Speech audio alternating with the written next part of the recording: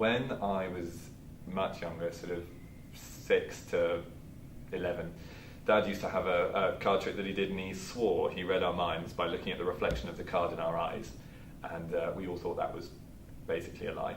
And so I was always a bit interested, and the more I got into it, I realised that was definitely a lie. And after about a year, I suddenly worked out how it was done.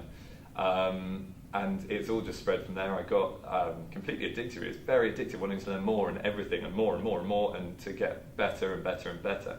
And I had a job when I was in Melbourne. I asked for a job in the magic shop. It's called Bernard's Magic Shop, and it's the oldest magic shop in Australia. And I was lucky enough to get a job there. So of course, if I wanted to know anything, it was there for me to read or buy, and I had this sort of wealth of knowledge, and it just went from there. So I joined the Magic Circle, and it's the oldest and most prestigious group of magicians in the world. It's one of only 2 magic groups that I'm aware of that you have to pass any sort of test or interview to get into. And to get into the Magic Circle, you need to be proposed and seconded by existing members who have known you at least a year. Then you have to have an interview. Then you pay. And then there's a performance that's between 8 and 12 minutes long, and you do it in front of whoever's there. There's 4 judges, and then whoever else wants to come and watch that's an existing member can come and see you perform. And that went really well. You have to obviously get a certain mark, and there are different levels that you can get. And as long as you pass that, you're in. You can go to club nights and watch lectures, and obviously socialise with all the magicians that are already members.